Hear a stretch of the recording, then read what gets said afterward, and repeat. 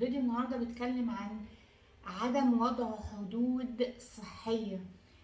واغلب الناس على فكرة بتتضايق من الحدود. ليه؟ لان هم اصلا ما عندهمش قيمة للحدود دي، وحدودهم مستباحة. فايه يعني ايه عدم وضع حدود صحية؟ يعني انا مثلا حد يجي مثلا عايز مني موضوع، فانا ما اقدرش اقول لا. عدم القدرة على اقول لا ده، وبعد كده بيبدأ ممكن لما انت مثلا تقول لا مرة، يبدأوا يشتغلوا عليك بشعور الذنب والتأنيب. ان انت ازاي وانت اتغيرت علينا. ده بقى الناس اللي بتبدأ تحط حدود، امتى عايزة الموضوع ده او لا انا مش عايزاه. انت ما تتخطاش. في ناس بتحب تتدخل في خصوصياتك طول الوقت، وتعرف عنك حاجة طول الوقت وتنشر الخصوصيات دي.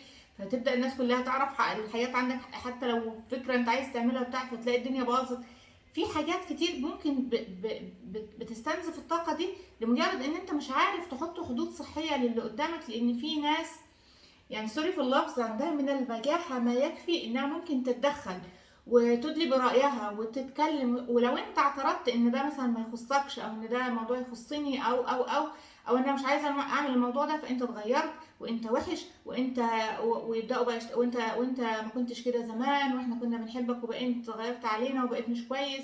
ايا ما كان، فبيبداوا يشتغلوا عليك على الذنب والتأنيب. ودي من اكتر الطاقات المنخفضه، الطاقات المنخفضه اللي حد بيشتغل عليها. فاول ما يحصل لك ده، احنا بنحل الموضوع دلوقتي. انا حصل لي كده مثلا دلوقتي، يحصل ايه؟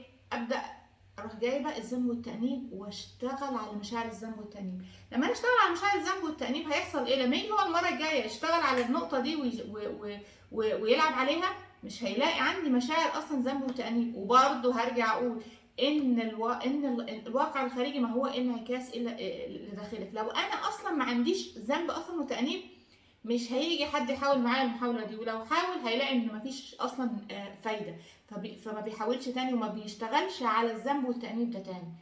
فوضع الحدود جدا مهم في حماية طاقتك وحماية خصوصيتك، لان الخصوصية قوة.